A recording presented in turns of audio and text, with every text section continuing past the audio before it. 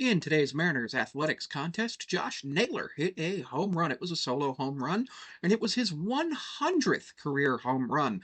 And it was a very special home run, not just for Josh Naylor, but also for the Seattle Mariners, as the Seattle Mariners become just the first team in Major League Baseball history to have five players hit their 100th career home run for them in a single season. Now, not all of them have come with the Mariners, as Mitch Garver was one of the ones, as was Josh Naylor. Those two did not hit all 100 home runs with the Mariners.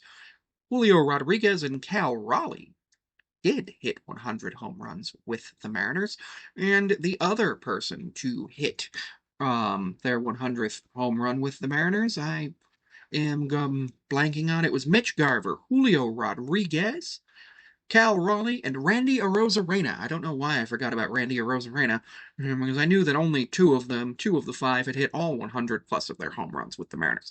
Cal is still on pace to hit 60 home runs, though his batting average is going down significantly. Joining me for this video. Remember, if you like the video. Don't forget to subscribe, comment, share, and ring that bell if you want to get notified every time a new video goes live.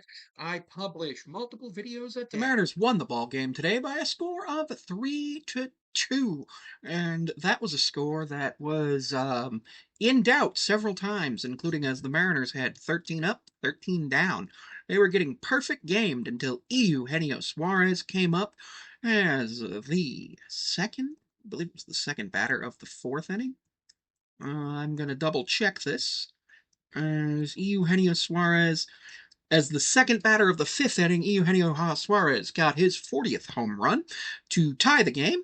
And Polanco singled. That was the Mariners' second hit of the game. Mariners' third hit of the game came in the bottom of the seventh when Eugenio Suarez flies out after a Josh Naylor home run, his 16th of the season and the 100th of his career. Josh Naylor's home run was a solo shot. Then Jorge Polanco, after a Gino Suarez flyout, comes up and hits his 19th home run. The only run given up by the Mariners today was a Bryan Woo in the first inning, giving up a Brent Rooker home run on a line drive to left center field that you could tell was gone from the time it left the bat, and you just knew it. But Bryan Woo has now gone the second most starts of all time to start a season with 6 or more innings pitched and 2 or fewer walks. He's only 5 starts away from tying Cy Young with 30. He has 25. Bryan Woo also has 25 starts of 6 or more innings to start a season for the Seattle Mariners, which ties the franchise record of Randy Johnson. Bryan Woo goes to 11-7, lowers his ERA to 2.94, and absolutely threw an amazing game. Had 88 pitches, 57 of them for strikes, went 7 innings, 1 hit, 1 run. It was earned, walked 2, struck out 7, only allowed 3 base runners.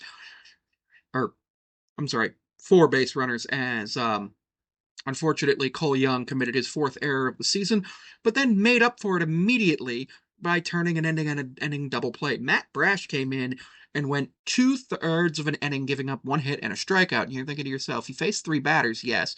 He gave up the hit and recorded 2 outs. That's 3 batters, but why did he get pulled? And that was because Nick Kurtz has reverse splits, and he is very, very bad against left-handed pitching and got struck out by Gabe Speier, who came in and finished out the 8th inning. Mooney came in and did not look great. He gave up 3, he struck out the first, gave up 3 hits and a run, and walked 1 before recording the final out via the strikeout. Mooney had 2 strikeouts, 3 hits, 1 run. It was earned, walked 1, lowers his keeps his ERA the same at about 1.47. Now, like I said, the Mariners were getting perfect game until the second batter of the 5th. Randy Arozarena, 0 for 4 with a strikeout. Not great. Cal, 0 for 3 with a strikeout. Like I said. And also remember, the Mariners lost 3 plate appearances at the bare minimum due to not playing the bottom of the 9th.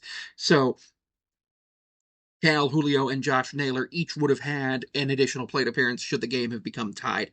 Cal 0 for 3. Julio unfortunately went 0 for 3, had a really great defensive play to save a run from Munoz on a ball that I didn't think was quite deep enough to attempt for a sacrifice fly, but they tried. Josh Naylor 1 for 3 with a homer. Eugenio Suarez 1 for 3 with a homer. Jorge Polanco, the only Mariner with 2 hits, 2 for 3, had 6 total bases with a double and a home run. With 1 ribby and 1 run, did strike out once. Luke Raley went 0 for 3 with 3 Ks.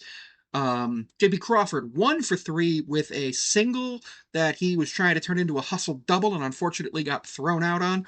But I really liked what he saw. Angie Mentink pointed out that if JP had gotten to second base, it was very likely because of the way Cole Young hits.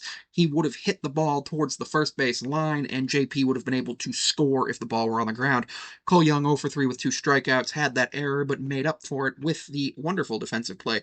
Both teams had 5 hits. The Athletics had 2 runs and 2 ribbies. We had 3 runs and 3 ribbies. The Mariners did not draw a walk today, which is very, very rare for this team.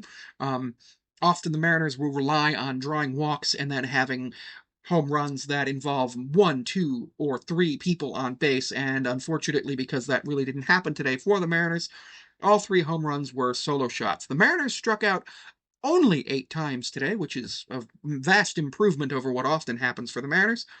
And the Athletics struck out 11 times. Their starting pitcher, rookie Morales, went 6 innings, 2 hits, 1 run. It was earned, struck out 6.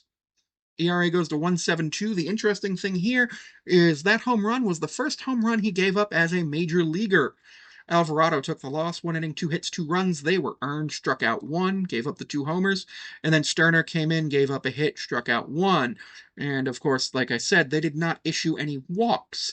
And Morales did throw a singular wild pitch that had no effect on the game. Game took 2 hours and 18 minutes and took place in front of a crowd of 36,958 at T-Mobile Park. Andres Munoz gets his 30th save of the season. And of course, every time that he gets a save, he does break his career high because he had only 24 as a career high going into this season. Now, Munoz is somebody who I thought might be a person who might get Cy Young votes when he was having his little bit of a situation where he was going to be a player who literally had given up no runs. But unfortunately, a lot of the stuff happening with Munoz lately means that he is just not um, going to be somebody who I trust to go and get the Cy Young at this point. But the player I believe has the best candidacy for the Cy Young on the Mariners right now is Bryan Woo. If he can keep this up, if he goes his final 6 to 7 starts, if he gets to 32, 33 starts, 6 innings pitched, a lot of quality starts. Pretty much every single one of his starts has been a quality start. He took a no hitter into the eighth into the seventh against the Yankees. It's been an absolutely amazing season from Bryan Woo. Yes, there have been other pitchers doing very well, and of course, Cal Raleigh is going to win a Silver Slugger and potentially another AL MVP as well as a Gold Glove this season. And of course, the Mariners are not an East Coast team, but the Mariners have been playing absolutely amazingly and deserve, and I do say they deserve to have recognition at the end of year awards. Thank you for taking a moment to watch this video today. You can follow me at my other socials. You're going to follow me on TikTok at Sammy5436. You can follow me on Instagram at Sammy5436. Or at Samantha P54361. You can follow me on Patreon or other paid platforms at Sammy5436, including Ko-Fi and one where that's a little bit less safe for work.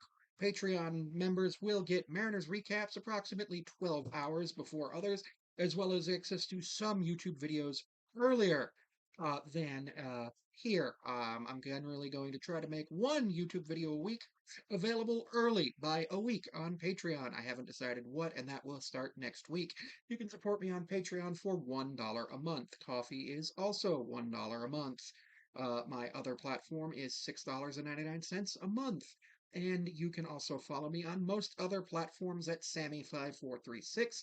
You can also email me at SamanthaPond54361 at Outlook.com. Thank you.